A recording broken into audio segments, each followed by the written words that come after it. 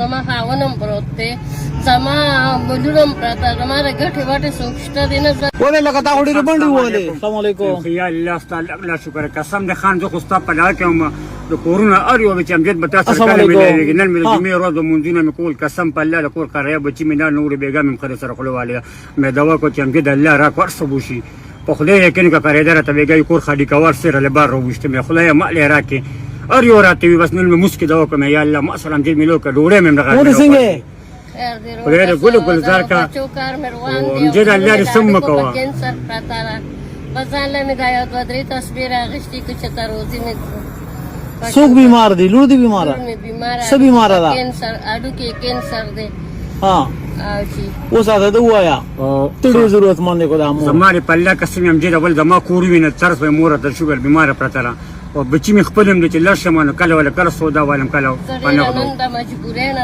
د لوګې نه مې بچي لاړې استعمال وکړه سبا که خیر به زه هغه پېښور ته بوځم دغه د کینسر هسپتال ته اوس وګوره امجد ته زما اول وینه ما دا ځای نږدې دی هغه باغچې ډېره نه زما سره زه وینه زما بچي وینه څومره کرایه ده راباندې ما باندې 4000 کرایه سټارټ ته ساري راله بیډونه بار راوویشتې را کړه ښځه څومره باندې شاړ ته 4000 او مور رتم پراته بیماره چې کور ته لاړ شم نه بس هغه پیسې څه پټې کړم مسله کومه ښځې نه پټې کړم مور له به علاج کومه نن جمعې لمونځ وکړو مې خدایه مورې دې خو د کور وباسي نو څه وکړمه زه به هم سبا راسوه قاضي راسره رور زه به راته خپل کور وښیم زما خاونم پروت دی زما بلونم پراته زما د ګټې وټې څوک شته دی نه زه نن چې راغلی یم زه ډېره زیاته د مجبورۍ نه راغلی یم چې ما وې که ما نن سره وړه چې زه که نن ماښامه مو ختم چې دا لور بوځمه په څو روپو باندې به دې کار وشي یاره هغې خو چې یو 10,000 روپۍ راسره یي چې داخل یې کوه 10,000 چې خو که نور مې د هغې نه ګورم چې 10,000 روپۍ راسره شي بیا به کور ته ځې مورې امجد ته ډېره دواګانې کوه امجد ته دواګانې کوه ما نن د جمعې لمونځ وه دا 500 روپۍ ته والا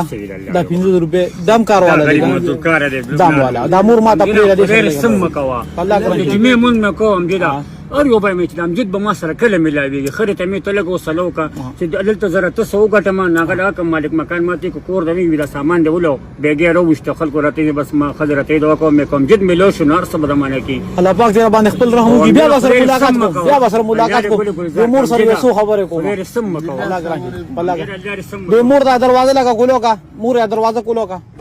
دې کېنه راشه اوس د کشان کور کې مې دغه کور مې هم د کرایې دی او ماشومان مې هم د کشان نار نور ناست دي او دغه خاوند مې کټ کې پروت دی بیمار دی او لور مې د کینسر ده مورې نو دا خو تا ته ډېره سخته نه ده زندګي سخته ده راته خو څه وکړم بس د دې لور دپاره نن ناوتې مې کوسه مې جمع کړله 15 کاله لور مې ده او هغه بوځم بس د هغې نه مېړه نه صبرېږي مورې ته به داسې وکړې ته خو وایې چې 10,000 روپۍ ما سره چې زه بیا خپله بچی بوځم نو هغه ستا بچی د زموږ هم خور ده ټیک شو 10,000 روپۍ نه ته داسې وکړه دا 15,000 روپۍ دا 15,000 روپۍ واخله اوس د جمعې ورځ د مبارکه ورځ ده کور ته لاړه شه دا مونځ مو کو دا نننۍ ورځ هغه بیمارې خور سره هغه ستا چې کومه لور ده هغې سره تېره کړه سبا یې د وخته ډاکټر له بوځه او انشاءالله که ژوند او خیر زه تا ته خپل نمبر لیکم درله در کومه چې کله ته ډاکټر له بوځې ډاکټر تا ته څه وایي د هغې نه پس به ما ته رنګ وکړي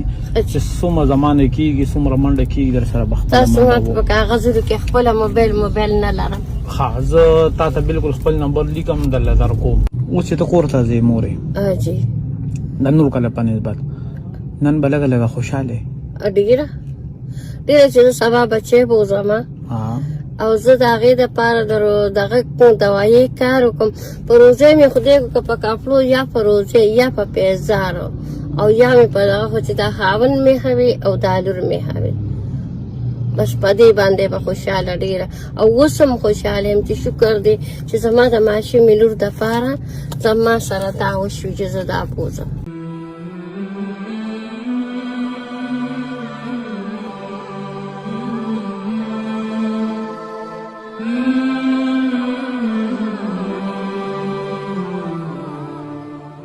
ته